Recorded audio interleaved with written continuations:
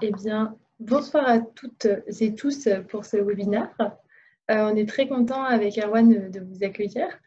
Donc, en fait, on a décidé de faire ce webinaire parce qu'on aurait aimé organiser un événement en présentiel, mais vous le comprendrez, la situation fait qu'on a dû s'adapter. Donc, c'est la première fois qu'on utilise ce format. Donc, Erwan est CEO chez Retail VR et je suis chargée de communication. Dans un premier temps, on va faire une petite présentation et vous donner un peu les tendances. Pendant ces moments-là, n'hésitez pas à poser des questions dans le chat. On aura le temps d'y revenir. Et s'il vous plaît, coupez les micros parce que parfois, il y a un peu d'écho sur Zoom. Donc voilà, pour les petites formalités du départ.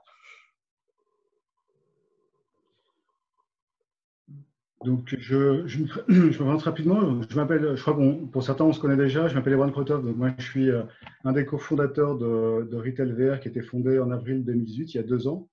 On est 3 associés qui venons de domaines variés, du retail, du développement commercial international, également des technologies 3D. Et notre mission au travers de Retail VR, c'est de proposer une plateforme d'expérience 3D pour améliorer les processus du retail autour des activités essentiellement merchandising, marketing, packaging, et de proposer également d'améliorer les ventes au travers de l'utilisation de ces technologies-là pour des expériences immersives de e-commerce, qu'on appelle aussi du v-commerce. Merci beaucoup, Erwan. Alors, maintenant que vous savez un peu mieux qui nous sommes, on va revenir au programme de ce soir. On a décidé de faire un petit tour d'horizon où vous aurez l'occasion de participer en fait des effets et de l'effet au sens large du Covid-19 sur les comportements d'achat et le parcours client. Ce qui va nous amener doucement mais sûrement vers la réponse à la question comment le virtuel peut accompagner les mutations du retail. Et en fait, on va vous proposer des illustrations et des outils concrets pour notamment repenser et simuler de nouveaux parcours clients ou alors présenter ces nouvelles collections dans un showroom virtuel. Aussi transformer un site e-commerce en une expérience immersive, donc ce que Erwan appelait le v-commerce, et également accélérer au sens large les processus d'innovation. Alors, dans un premier temps, on va pouvoir faire un petit tour d'horizon en cette étape. Nous, notre mission, c'est bien de faire un récapitulatif des tendances. Alors, on n'est pas une société de conseil, on n'est pas des grands sachants sur le sujet, mais voilà, on avait à cœur de commencer par un effet focus sur finalement qu'est-ce qui se passe.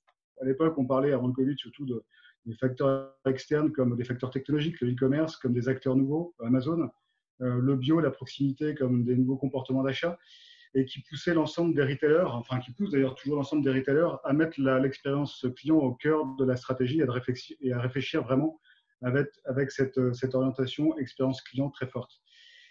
Également, qui pousse nos clients, marques ou retailers, à pousser de nouveaux concepts à la demande. C'est-à-dire qu'on n'est plus aujourd'hui sur des enseignes qui vont pousser un seul concept de magasin, mais plutôt sur des enseignes qui vont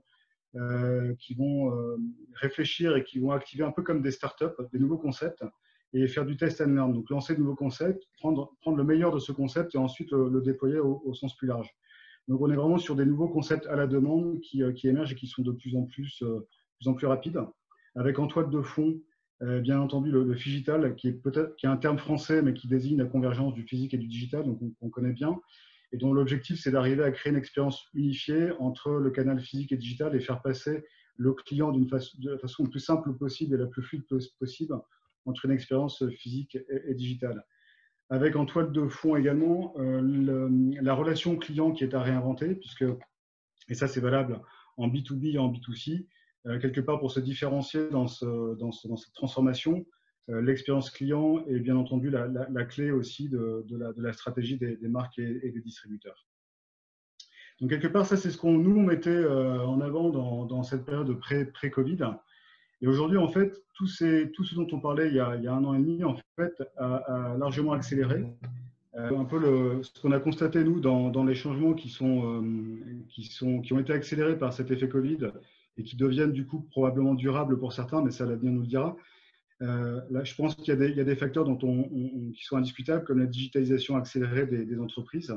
Toutes les entreprises qui avaient commencé à mettre en place des outils de collaboration, des outils digitaux pour pouvoir faciliter le travail sur des projets en interne, je pense que ces entreprises, enfin, c'est ce qui ressort, se sortent plus facilement de cette période de crise parce qu'elles ont pu continuer à travailler pendant cette période de confinement qui a duré 2 mois. Et finalement, on dit souvent que des habitudes, elles se prennent en 20 jours, voire au-delà. comme on est resté 2 mois dans cette période de confinement, tout ce qui était peut-être des usages un peu à la marge de digitalisation, de télétravail, est devenu quelque part un peu une norme. C'est-à-dire qu'aujourd'hui, tout le monde travaille sur du digital, sur des outils digitaux de collaboration. Le télétravail s'est généralisé. C'était des outils aussi qui étaient probablement un peu plus orientés vers des fonctions support siège pour travailler en mode collaboratif à différents endroits. Aujourd'hui, je pense que ces outils sont partagés par tous les acteurs de l'entreprise, que ce soit des sièges sociaux, mais également des commerciaux, des directeurs de magasins, qui participent du coup beaucoup plus au projet de l'entreprise. Et encore une fois, on est dans une logique qui est passée d'une logique très organisée à quelque chose d'un peu plus agile, où finalement tout le monde prend part au projet de l'entreprise. Un peu, encore une fois, je prends la comparaison du fonctionnement d'une start-up, où finalement on embarque beaucoup plus au travers de ces outils digitaux. Également, la digitalisation du commerce de proximité, qui était probablement ce qui était le moins avancé sur cette digitalisation, qui ont dû s'adapter très rapidement à cet épisode de Covid. Alors, on pense à tous les commerces de proximité, boucheries, boulangeries, mais également tous les producteurs locaux, les marchés, qui ont trouvé des solutions assez simples à mettre en œuvre et qui ont, grâce à ça, pu passer cette période de 2 mois et qui ont su maintenir le lien avec leurs clients en proposant de façon sécurisée un approvisionnement de leurs produits. Et aujourd'hui, finalement, les acteurs qui ont su prendre en main cette digitalisation, que ce soit les acteurs, des grands acteurs ou les acteurs de proximité, ont su peut-être bénéficier de cette crise. On verra quelques exemples. On illustrera tout à l'heure sur des acteurs. Là, je pense par exemple alors j'ai lu ça dans les articles, une boucherie à Gif-sur-Yvette qui a mis en place en pré-Covid un outil de click and collect et qui a vu son chiffre d'affaires augmenter de 1400%, parce que derrière, pendant la période de confinement, elle a su mettre en place l'outil qui sécurisait ses clients, qui permettait de garder le contact et qui, du coup, a capté tout le chiffre d'affaires parce qu'elle avait mis en place ces outils-là. Donc, il y a probablement des perdants, puis des gagnants, ceux qui ont su mettre à profit ces technologies-là. Et puis, le retail est aussi très dépendant des événements virtuels. Alors, peut-être un peu moins dans l'alimentaire, mais par exemple dans le textile, dans la mode, dans l'équipement de la maison, où il y a beaucoup de salons, de showrooms qui permettent à des magasins d'engager des collections. Ces événements ont disparu. Maison et objets, par exemple, n'aura pas lieu. Des salons comme la Fashion Week, qui a lieu 2 fois par an à Paris, à New York, etc., est annulé. Donc, ça pousse tous ces acteurs à réfléchir à de nouveaux outils pour pouvoir continuer à organiser ces collections, mais de façon beaucoup plus virtuelle. Donc aujourd'hui, on voit que ces processus et ces outils qui avaient commencé à être mis en place, ils ont fortement accéléré pendant cette période-là, mais je crois que c'est valable. Là, on fait un focus sur retail, mais c'est valable également dans d'autres secteurs. Dans l'éducation, on voit nos enfants aujourd'hui travailler sur des tablettes et suivre des cours à distance. Dans le médical, des acteurs comme Doctolib qui sont capables aujourd'hui de faire des conférences, des consultations à distance. Donc aujourd'hui, on a cette tendance très forte. Nous, dans notre secteur, on a également, par exemple, vu dans un acteur qui s'appelle Laval Virtual, qui organise un salon tous les ans sur le virtuel, organiser un salon 100% virtuel avec des avatars. Et on était 6600 participants à ce salon, en mode totalement virtuel, à participer à ce salon. Donc, alors ça, c'est peut-être un peu à la marge, parce que ça reste des exemples un peu à part. Mais globalement, on voit quand même que tous les acteurs se sont emparés de ces technologies. Alors, comment ça s'est passé au niveau du retail, pour faire un focus un peu plus sur notre secteur. Le premier réflexe et la première étape a été évidemment de mettre en sécurité tous les magasins qui pouvaient ouvrir, donc essentiellement les magasins alimentaires qui étaient autorisés à ouvrir, avec des mesures de sécurité qui étaient dictées du coup par le gouvernement, avec des mesures de distanciation dans les magasins, des mesures de sécurité, avec des initiatives qui étaient prises au niveau des acteurs du retail avec du balisage en magasin pour définir des parcours clients. Également la mise à disposition de gel hydroalcoolique à l'entrée des magasins. Bien évidemment, on pense aussi aux caisses, parce qu'assez rapidement, un des premiers points a été de sécuriser les employés, et notamment les caissières-caissiers, et de mettre à disposition du coup des plexiglas pour pouvoir garantir une distanciation par rapport aux clients. Qu'est-ce que ça a eu comme impact au niveau des parcours clients? Alors, le premier constat, et ça, on a pu le lire au travers d'études, on voit ici 2 schémas. Le schéma qui est, on va dire, avant Covid, celui de droite qui est après Covid. Le schéma avant Covid, en fait, c'est un schéma où le parcours client il n'est pas très organisé. On a des achats d'impulsion, on a des allers-retours, on a beaucoup d'arrêts. Il y a un temps passé dans le rayon qui est plus important. Or, aujourd'hui, ce qu'on constate dans cette période après Covid, c'est que les achats sont plus prédéterminés. Il y a moins d'occasions d'achat d'impulsion puisque finalement, il y a une liste de courses et on va plus efficace. On va également faire des achats massifs. L'idée, c'est de pouvoir être efficace pendant la période de shopping. Et finalement, le temps passé en magasin est plus long, mais les fréquences de visite des magasins sont beaucoup moins importantes. On a constaté, par exemple, qu'en termes d'efficacité en magasin, les clients qui se rendaient en magasin dépensaient 49% plus par minute que dans la période pré-confinement. Donc, efficacité, on suit un parcours, on sait exactement ce qu'on va acheter et on ne s'arrête pas dans les rayons. La fréquentation, elle, qui était en moyenne de 2,2 fois par mois environ de visite d'un supermarché, elle a été réduite. Alors, il n'y a pas encore de chiffres, on n'a pas trouvé de chiffres, mais les prévisions sont que ces fréquentations vont être divisées probablement, alors on ne connaît pas l'ordre de grandeur, mais certains disent divisées par 2, puisqu'on va essayer d'être plus efficace dans ces achats, d'aller moins souvent en magasin, mais de faire des courses en plus grande quantité et plus efficaces, plus prédéterminées. Donc, tout ça, ça a des incidences sur le parcours client. Maintenant, qu'est-ce que ça va avoir comme conséquence sur du long terme? Donc là, on a essayé de déterminer 7 grandes tendances sur le long terme. La première tendance, c'est que la sécurité sanitaire, ça devient un enjeu stratégique. Aujourd'hui, pour une marque ou plutôt pour un distributeur, la communication uniquement sur le prix, sur l'expérience client, elle a été un peu occultée par le côté sécuritaire. Et donc aujourd'hui, le distributeur va communiquer sur le fait et va acter aussi et prendre des mesures pour rendre l'expérience d'achat la plus sécurisée possible. Et c'est aussi un axe de communication fort de la part des distributeurs, puisque aujourd'hui, les clients sont prêts à se rendre en magasin à condition qu'il n'y ait pas de risque sécuritaire à s'y rendre. Donc, c'était vraiment, quelque part, le premier, c'est un peu le premier impact qui, pour le coup, est très nouveau, puisque il n'y avait pas de tendance jusqu'à présent sur la sécurisation d'un parcours client. Aujourd'hui, c'est un impact fort qui risque de rester dans le temps. Le deuxième impact, c'est un impact évidemment sur la rentabilité, puisqu'en fait, on aura beau penser que la grande distribution, que le secteur des PGC ont bénéficié de cette période, puisque les chiffres d'affaires ont augmenté. On a des acteurs du retail qui ont largement profité de cette période-là, et c'est évident puisque les restaurants étant fermés, les gens sont rabattus sur de la consommation à domicile. Donc, tous les secteurs des PGC ont augmenté, mais à côté de ça, un chiffre d'affaires qui augmente, mais un coût de personnel et de logistique qui augmente aussi. Donc, quelque part, une rentabilité qui est dégradée par les moyens qui sont mis en place pour sécuriser le parcours client.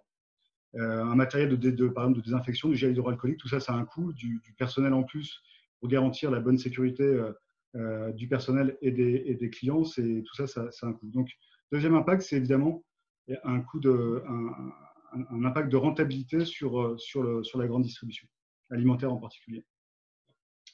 Le troisième impact, il est sur les zones de paiement. Donc ça, on l'a évoqué un peu tout à l'heure, mais les zones de paiement doivent être adaptées. Donc là, on a aussi des efforts qui ont été faits par les retailers, avec des espaces de caisse qui sont cloisonnés. Également un plafond de paiement qui est remonté pour la carte bancaire à 50 € pour pouvoir faciliter les transactions par carte et éviter les échanges de monnaie physique. Il y a une filiale d'Atos Worldline qui évalue à 30 à 35% la part de paiement sans contact d'ici à 2021. Alors aujourd'hui, on est plutôt à 10%, donc c'est un impact très fort aujourd'hui. Et c'est des impacts qui risquent de rester dans le temps. C'est l'utilisation du sans contact, du paiement sans contact au niveau des achats alimentaires. Le quatrième impact, lui, il est évidemment sur l'aménagement obligatoire des espaces de vente. Par exemple, un effet assez immédiat, c'est par exemple quand on a fait un effort de transformation de ces magasins pour mettre des portes sur les meubles surgelés. Aujourd'hui, c'est plus un frein d'avoir des portes et des poignées que d'avoir des frigos ouverts, par exemple.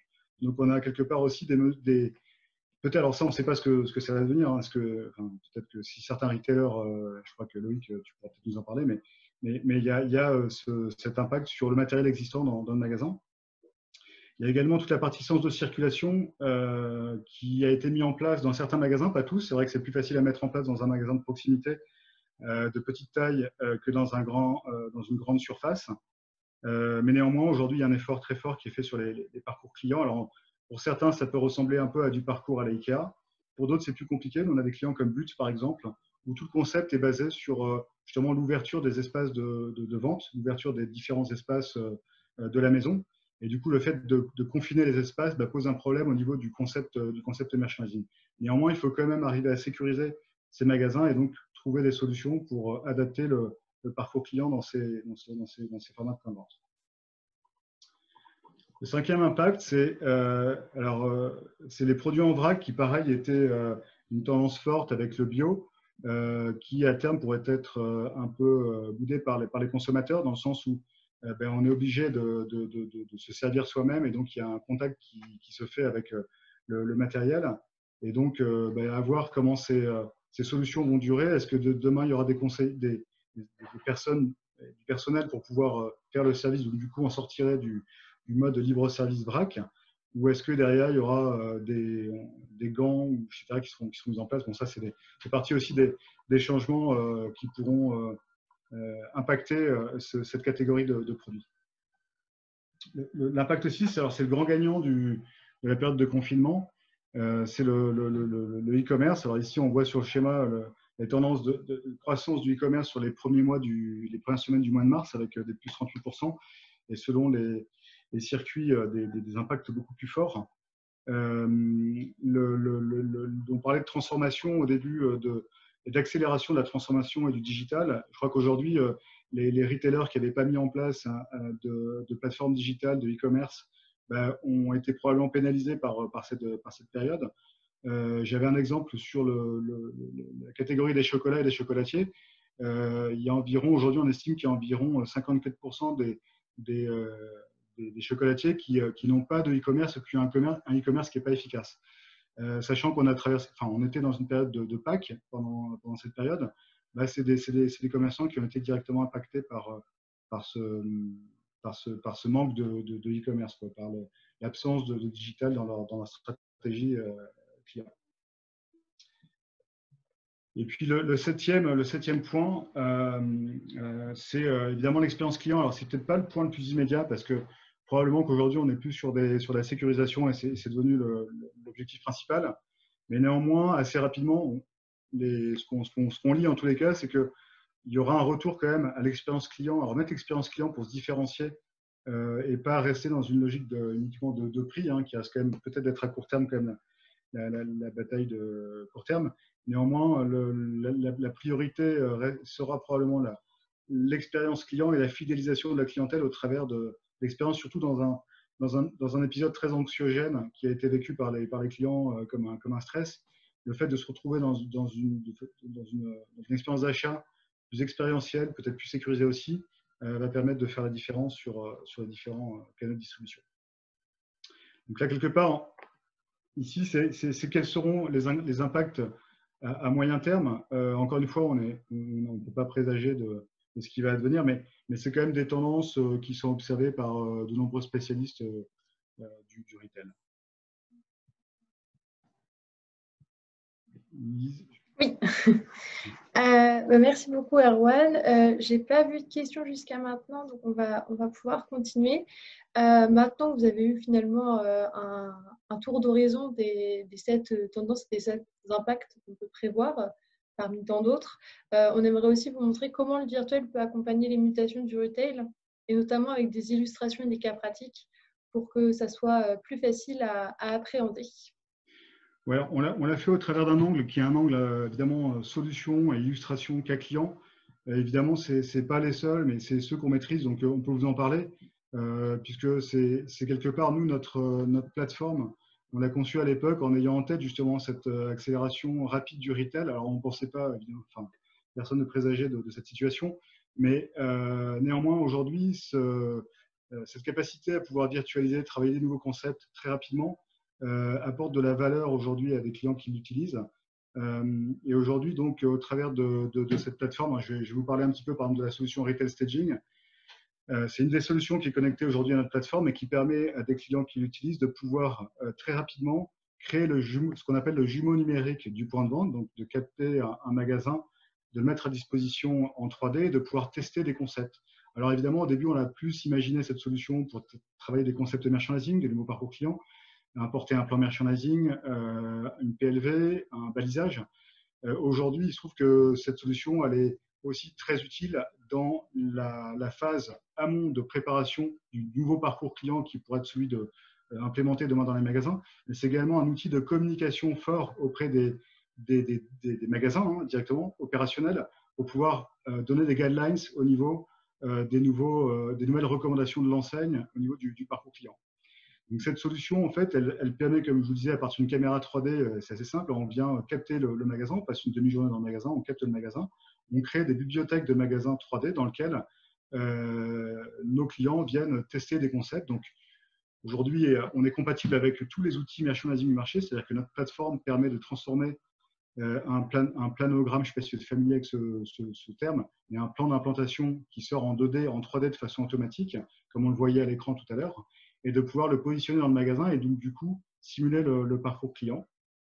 L'idée vraiment c'est d'être très très rapide dans l'exécution, c'est-à-dire qu'en quelques heures on va pouvoir capter un magasin et effectuer tous les tests en virtuel dans ce magasin de balisage, de merchandising, éventuellement de packaging aussi pour aller voir l'impact d'un nouveau packaging dans le rayon, dans un contexte de magasin, mais également sur des sujets de sécurisation avec la possibilité d'intégrer par exemple des bornes de gel hydroalcoolique, d'intégrer du balisage au sol, etc. pour pouvoir simuler ce parcours client. Autre sujet, alors là on va vous parler d'un cas pratique d'une société qui s'appelle JBD qui a utilisé notre solution qui s'appelle In-Store Activation, qui est au départ une solution plutôt destinée aux forces de vente et qui permet aux forces de vente au travers d'une application installée sur le téléphone. C'est une application de réalité augmentée en fait, comme vous voyez à l'écran, qui permet de simuler le positionnement d'un dispositif dans un contexte réel de magasin. Alors là, on le voit par exemple dans un cabinet médical. Ici, en fait, pour JVD, la problématique, c'était de pouvoir… alors JVD, pour présenter rapidement, c'est une société française qui produit du matériel d'hygiène pour les hôtels, pour les hôpitaux, pour les magasins, et qui a lancé une gamme connectée de gel hydroalcoolique, de distributeurs de gel hydroalcoolique. Et du coup, sa force de vente était confinée pendant 2 mois. Et l'idée, c'était de mettre à disposition directement des clients potentiels, donc des hôpitaux, des magasins, cette solution qu'ils peuvent télécharger sur l'App Store ou sur le Play Store d'Android, et qui permet derrière de se connecter à notre plateforme et d'aller chercher tout le catalogue des dispositifs proposés par JVD et de donner la main au client pour que lui-même puisse simuler la mise en place de ce dispositif dans le magasin. Donc au départ, c'est plus une solution qui est destinée aux forces de vente pour présenter des opérations de trade marketing, pour présenter du balisage magasin en contexte. Mais là, on l'a utilisé, on l'a utilisé dans un contexte un peu particulier qui était justement la période de confinement Covid pour donner la main à des utilisateurs finaux. Et du coup, on rend acteur le client final sur la solution et on crée un lien avec le client particulier puisqu'on lui donne la main sur une solution et c'est lui-même qui va pouvoir prendre en main la solution.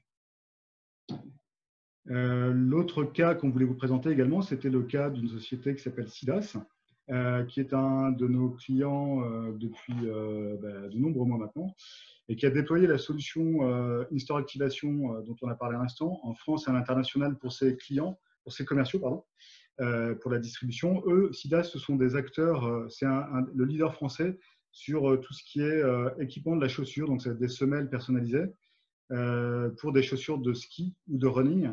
Donc on les voit beaucoup dans des enseignes de sport, chez Decathlon, chez Intersport, et ils mettent à disposition des enseignes des matériels pour scanner le pied et faire des semelles à façon personnalisée pour les runners, par exemple.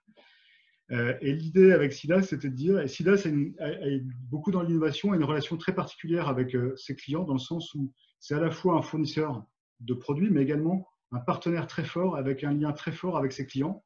Et dans le cadre de ce lien très fort avec les clients, ils ont souhaité mettre à disposition de leurs clients une solution pour sécuriser leur point de vente. Donc, ils ont développé toute une gamme de stickers au sol, de bornes, de balisage au sol, qu'ils ont mis à disposition de leurs clients, des magasins de sport, pour que facilement ils puissent mettre en place le nouveau parcours client dans le magasin de sport. Donc, en fait, pour eux, on a développé une application qui est téléchargeable par tous leurs clients et qui leur permet d'accéder au catalogue SIDAS de matériel de sécurité, alors qu'à l'origine, ce n'est pas du tout un fabricant de matériel de sécurité, hein, et qui permet au magasin du coup d'avoir tout le balisage et de commander le balisage pour préparer la reprise et l'ouverture des magasins.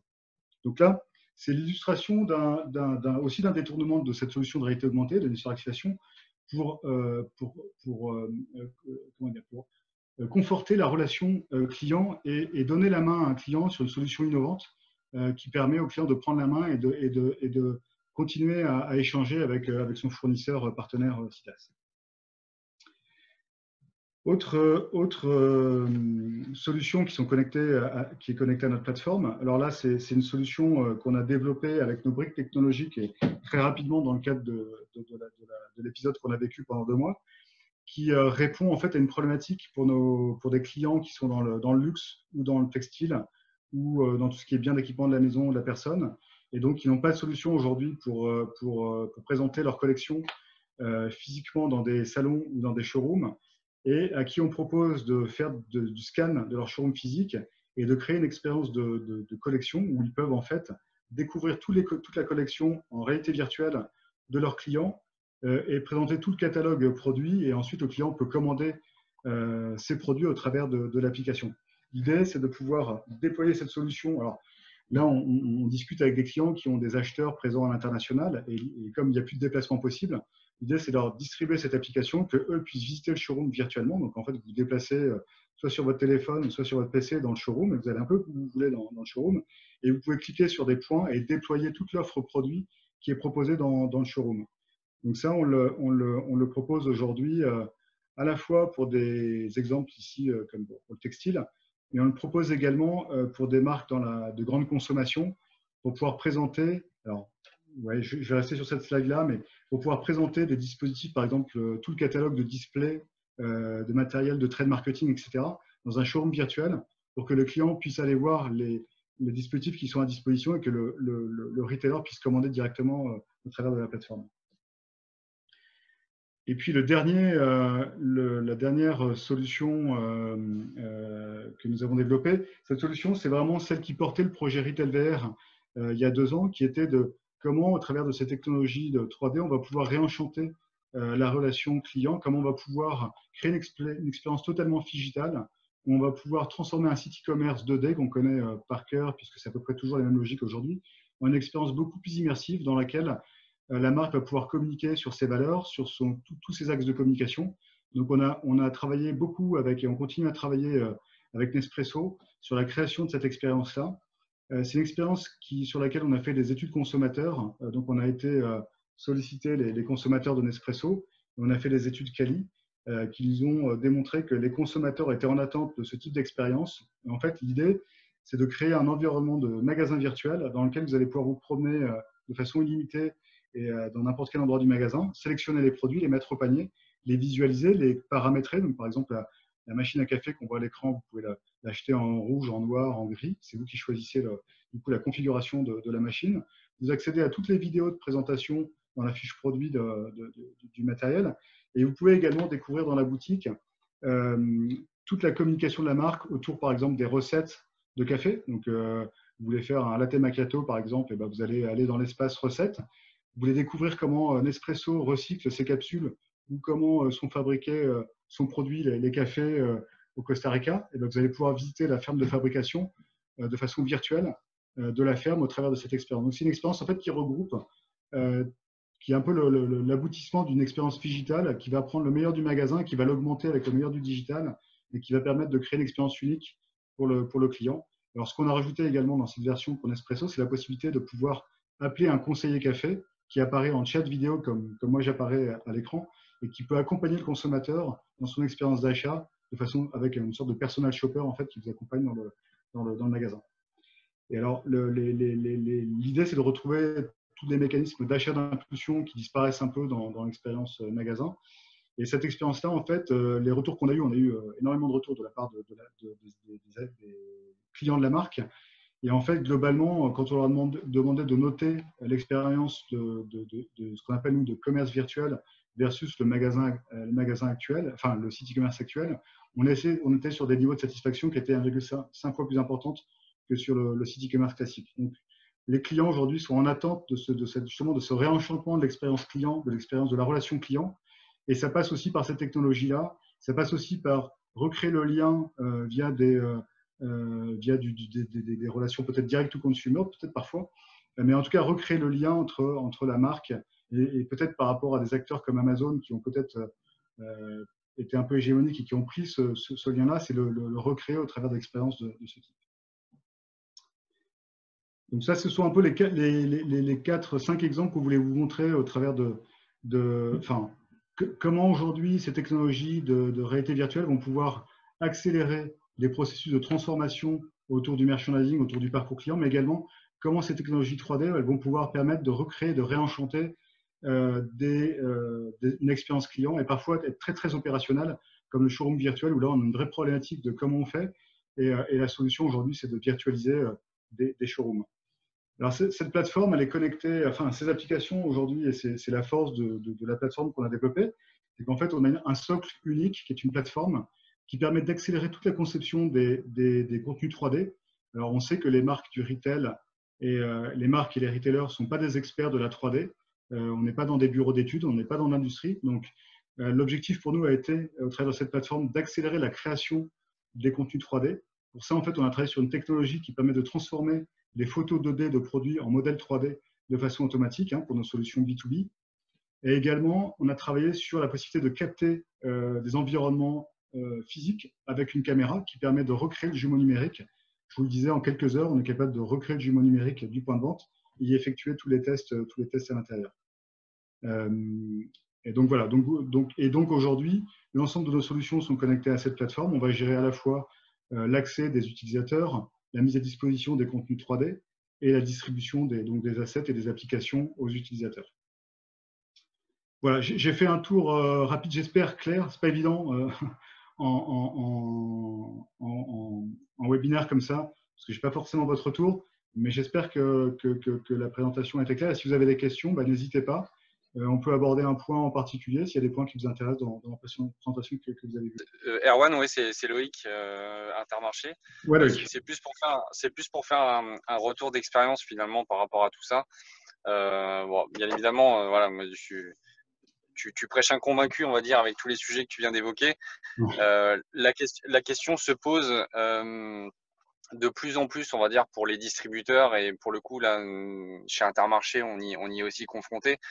Quand tu parlais tout à l'heure d'une évolution du e-commerce de manière exponentielle, à titre d'info, voilà, Intermarché évolue en moyenne entre plus 60 et plus 70% en évolution juste sur le chiffre d'affaires e-commerce. Et forcément, ça a un impact, on va dire, sur le modèle économique de l'entreprise.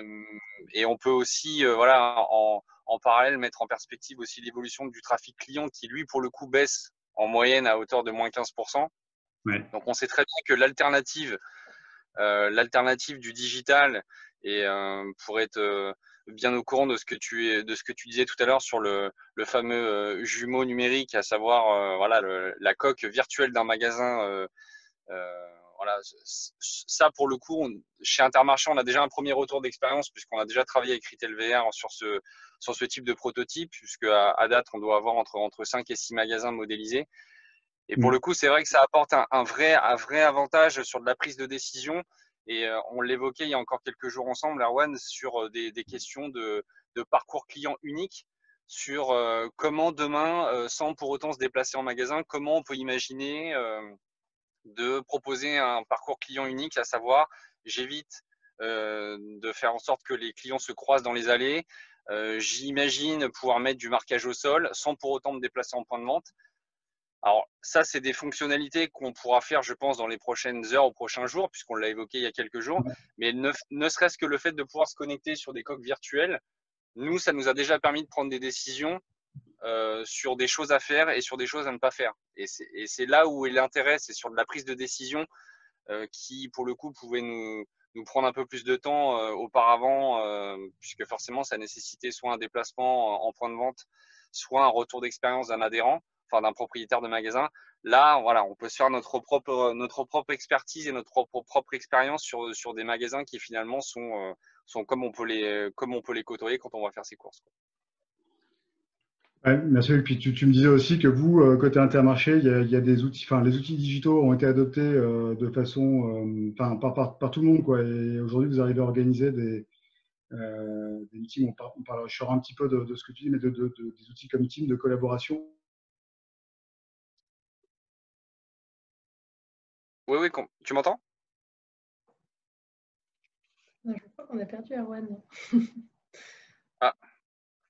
Et du coup, le fait d'avoir ah, Tu es revenu, Erwan. d'accord, excuse-moi. Bah, j'ai entendu le début de la question, donc du coup, je pourrais répondre en partie, je pense. Ouais. En fait, il y a eu un énorme virage numérique et en fait, on parle de réalité augmentée depuis tout à l'heure, mais en fait, ça s'inscrit aussi, en tout cas, nous, chez Intermarché, dans un spectre digital beaucoup plus large. Ça a commencé par le changement des outils merchandising il y a quelques années où, en effet, on est passé sur une technologie d'Asso System, donc qui s'appelle Perfect Shelf, où là, les planogrammes, on va dire les implantations numériques qu'on descend au magasin ne sont plus en 2D, mais en 3D. Et forcément, derrière, il y a une stratégie aussi d'enseigne, une stratégie d'entreprise qui fait que derrière, il y a une digitalisation des outils, que ce soit sur des outils Microsoft ou autres, où en effet, bah voilà, il y a des outils comme Teams qui ont notamment émergé et explosé ces derniers temps et qui font partie des suites logicielles qu'on utilise. Et on va dire, cette vision des choses s'inscrit, on va dire, à un bon moment où la réalité augmentée, voilà, émerge dans un contexte qui fait que voilà, le virtuel prend toute son importance et après, bon, voilà, faut aussi avoir des dirigeants qui ont aussi, on va dire, une vision ouverte sur tout ça, mais on va dire que en tout cas chez nous, la réalité augmentée arrive à un moment où en effet le virage virtuel a déjà été pris. Ouais, c'est le fameux premier pas dans le virtuel que tu fais et qui t'amène après à aller très vite dans ta transformation, parce qu'une fois que tu as commencé là, vous l'avez testé du coup pour les outils merchandising il y a déjà 6 ans, hein, enfin au moins. Et c'est vrai qu'aujourd'hui, c'est plus simple quand on connaît déjà la technologie et qu'on voit ce qu'elle apporte, de passer du coup à d'autres usages dans l'entreprise. Ouais. Ouais, et puis sans pour autant être entre guillemets de manière familière des geeks, c'est tout simplement que la technologie appelle la technologie, c'est-à-dire que le fait d'être passé sur une évolution d'outils qui nous permet de faire des planogrammes différemment depuis quelques années, bah, finalement nous facilite la tâche aujourd'hui de faire des liens avec d'autres applications. Et là, on s'en rend bien compte avec des applications telles que ce que vous pouvez proposer, à savoir voilà, la mixité des planogrammes que nous, on a déjà, on va dire, en archive et qu'on a déjà consolidé depuis plusieurs années. Là, typiquement, la passerelle, elle est quasiment instantanée, quoi. Merci beaucoup en tous les cas d'avoir pris le temps de participer à cette présentation. J'espère que c'était pas trop long et que voilà, que ça aura permis de faire un rapide tour enfin, un rapide tour des impacts de cette période. Et puis, de toute façon, je pense que tout est à suivre, tout est à venir. Donc aujourd'hui, on fait juste un point à date et probablement qu'il y aura encore beaucoup d'évolutions. Et on serait ravis du coup de discuter avec vous de comment nous on peut vous accompagner, comment ces technologies qu'on maîtrise nous depuis un certain moment et sur lesquelles on parie, on croit depuis 2 ans, on peut vous accompagner dans ces chantiers.